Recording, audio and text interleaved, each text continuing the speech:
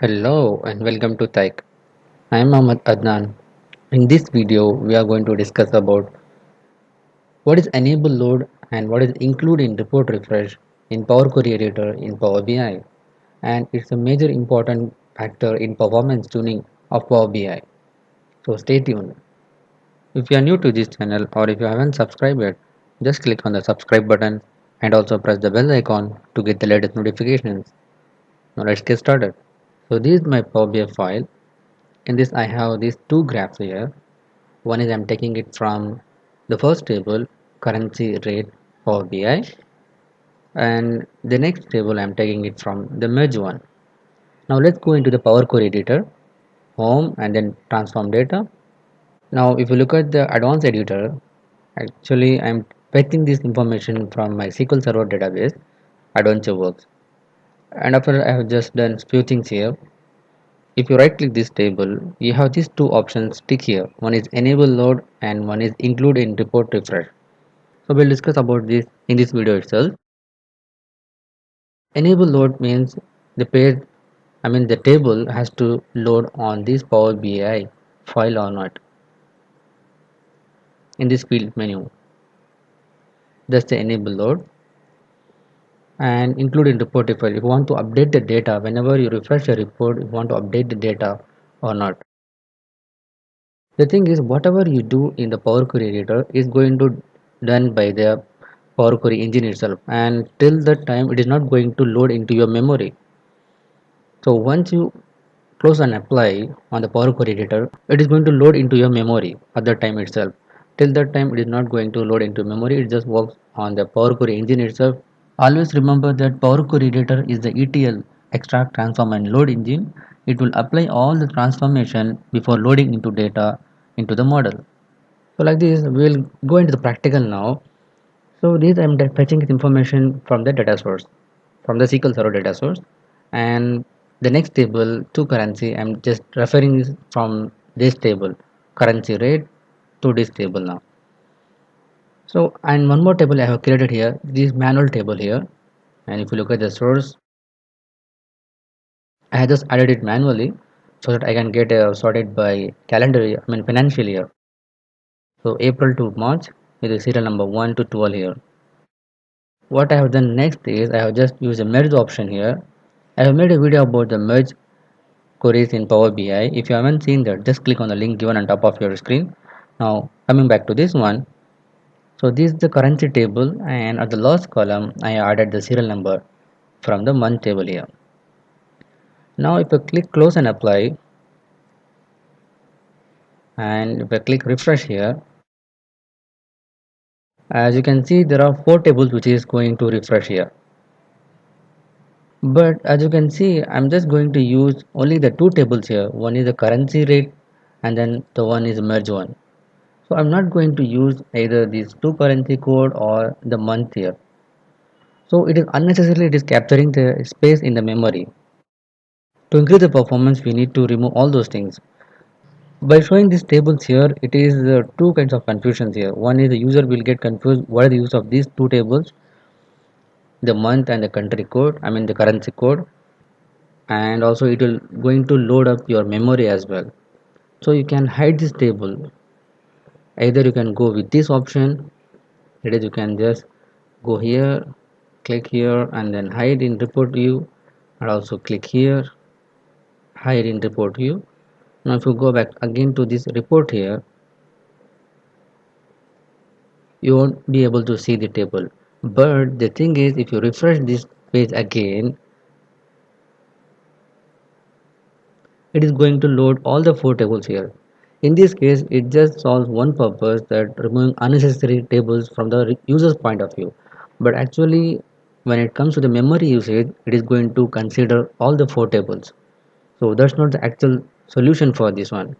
So for that, you need to go again to Power Query Editor, transform data, and if you right click to this table, as we have done this as a manual table and this is static table, so we're not going to refresh it again and again.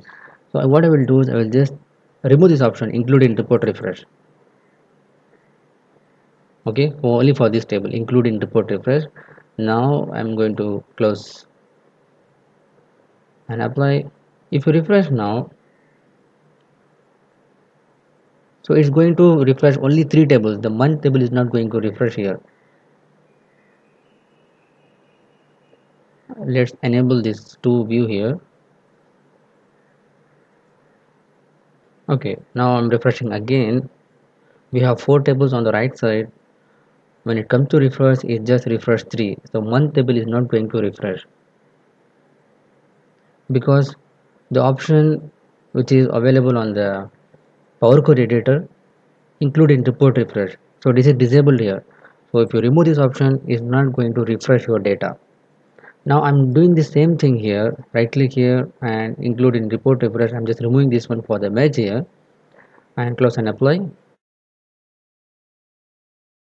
Now let's change some value here. So I'm going to SQL Server and update some data. Go back here, refresh the Power BI report. So this coming from the currency table and this from the merge here. So if you look at this, it's not included here, the merge. And also the graph is changed for this one currency rate, but it has not changed in the merge here because we have disabled the refresh option. Now if you enable this again in Power Query editor, so right click merge and then include in report refresh. So apply. Now refresh the visual again. Now it includes the merge one as well, and the graph also changed here, refreshed here. So this is the purpose of including report refresh or not. Wherever you are going to use a static table, so you have to use this option to exclude in the report refresh. This will help you to avoid the refresh of this one. Okay, the next thing is enable load.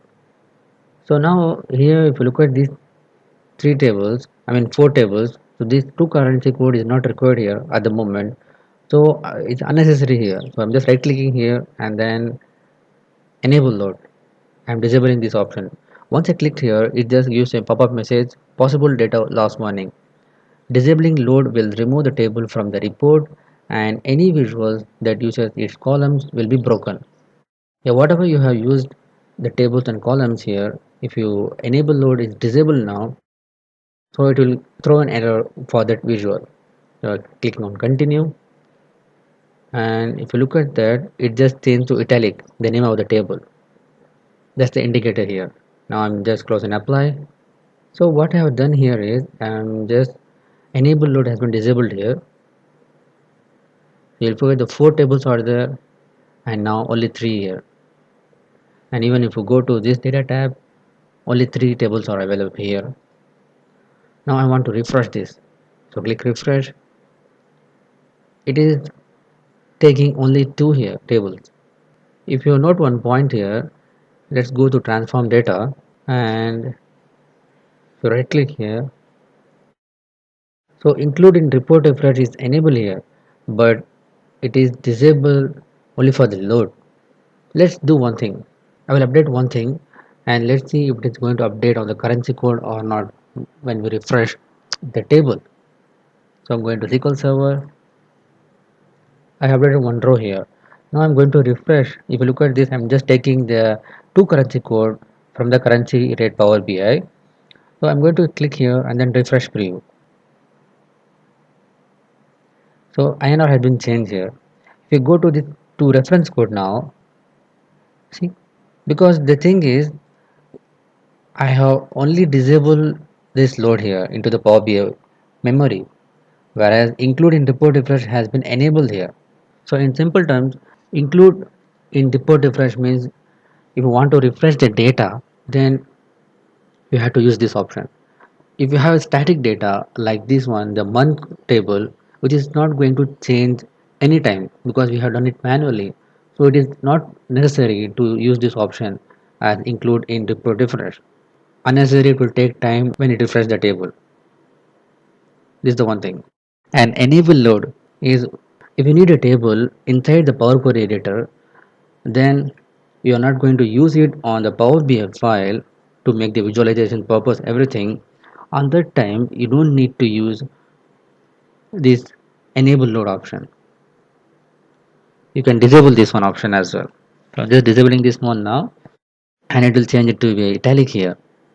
At that time, what will happen is it will just poke inside the Power Query editor during the ETL process, and it is not going to load onto your Power BI file. So as this is a sample solution, so it may not have much impact on that, but in the large data sets, you will have a major performance issue over there. So make sure whenever you need to use the enable load option, you have to use that option. You don't want to include in the report refresh, you have to disable that as well. So this is one way you can increase the performance of your Power BI file. If you like this video, just click on the big thumbs up button. If you are new to this channel or if you haven't subscribed yet, just click on the subscribe button and also press the bell icon to get the latest notifications. But make sure you turn on the notification on your devices. Share it with your friends and colleagues. If you have any queries and feedback, just post it on the comment section below. Thanks for watching. Keep learning. See you in the next video.